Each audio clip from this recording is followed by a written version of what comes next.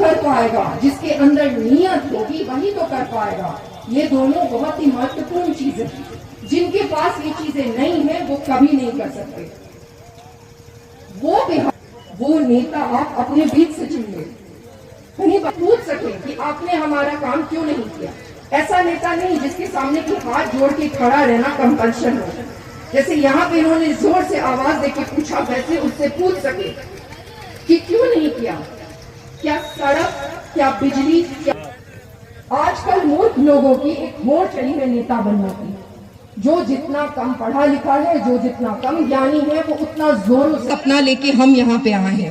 हर जिले में एक उद्योग खोलना पड़ेगा और वो हम खोलेंगे। वही हमारा मैनिफेस्टो था, 2020 में भी था और आज भी है। और हमारे अलावा कोई, वो क्यों आएंगे बिहार रिश्वत देने के लिए?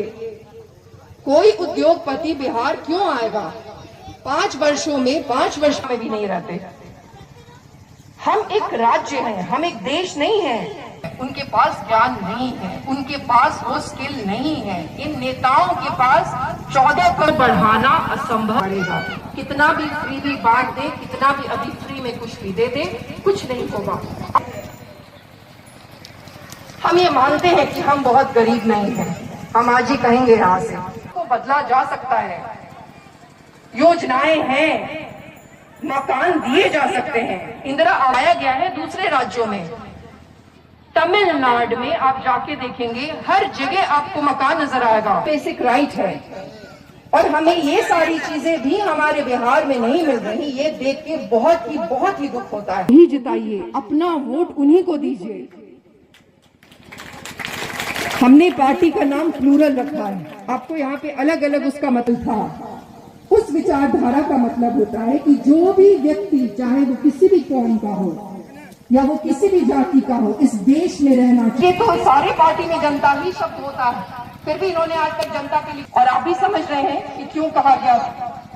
हमने तो अपनी पार्टी में लाल रंग रखा है, इसीलिए ये रंग रखा है, इसीलिए ये नाम है। एक बात फिर से अंत में बोलूंगी, हम आगे तक लेके जा सके, आगे तक पहुंचा सके। हम आपकी बात उठाए, ये तो हमें तभी पता चलेगा जब आपकी बात हम तक कोई पहुंचाएगा। इसीलिए शाहिद जी को चुनिए। आप लोगों ने हमें इतने गौर से सुना, बहुत बहुत शुक्रिया। जय हिंद।